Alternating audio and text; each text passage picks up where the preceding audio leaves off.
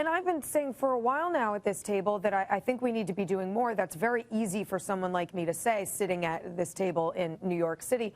What should we be doing? Well, you know, initially it looked like we were really contracting out to the Turks, and that the Turks were providing some safe haven to the Free Syria Army. We heard this week, and this could be troubling news, it could be good news, that the FSA has moved into Syria proper. Now, the good way of looking at that is that they're closing in on the Assad regime. The bad way of looking at that is that perhaps the Turks have kicked them out, that they really don't think that it's worth it any longer, and that the instability is creeping into their borders as well. But we need to be able to provide the Syrian people with some air cover, a no-fly zone, perhaps, you know, areas where they know they will be secure, so that they can continue to mount these attacks against the regime, because they're really the only hope right now. We see no other country willing to step up and put boots on the ground for very obvious reasons, perhaps.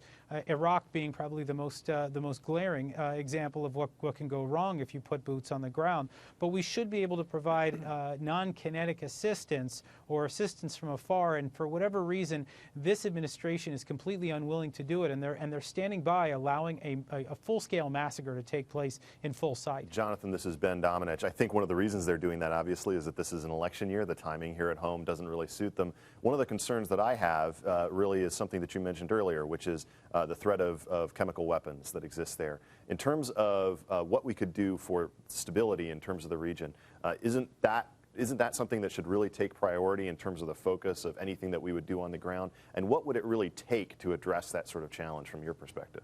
Well, you know, I mean, you raise a good point, and I think, you know, that's where it gets incredibly difficult, because it probably does require boots on the ground.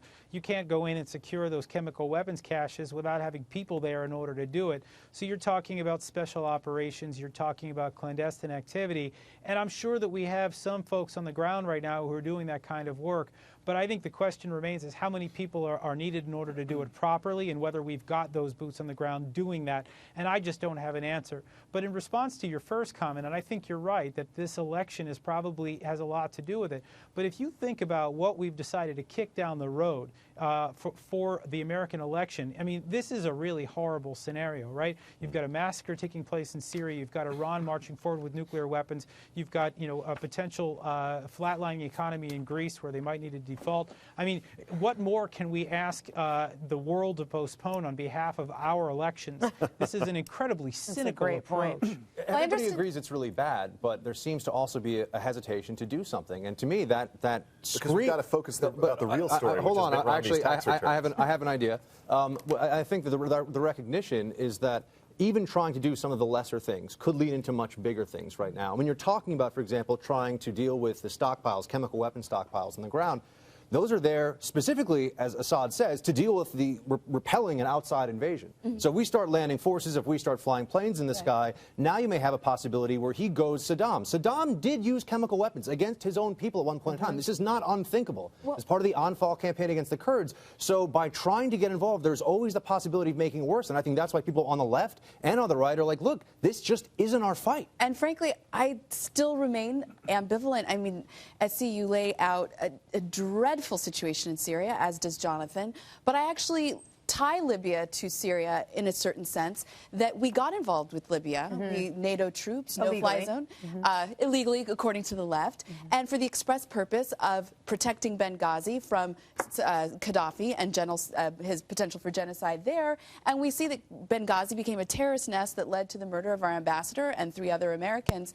If we assist the Syrians, how can we be certain that it won't turn out precisely the same way? We had no objective in Libya. I've said this a number of times when I interviewed Donald Rumsfeld. He said, usually you have an objective and you build a coalition around it. What we did in Libya was we built a coalition and failed to fill in the objective. So what would be the objective in Syria that would keep it from becoming a Libya-Benghazi situation? We've outlined a couple of them. We need stability. We've outlined some humanitarian aid.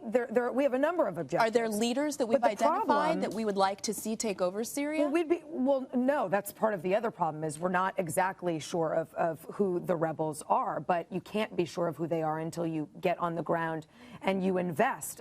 But the other thing that I just want to quickly mention is that this president has been increasingly aggressive with his rhetoric on Syria. He was at the UN.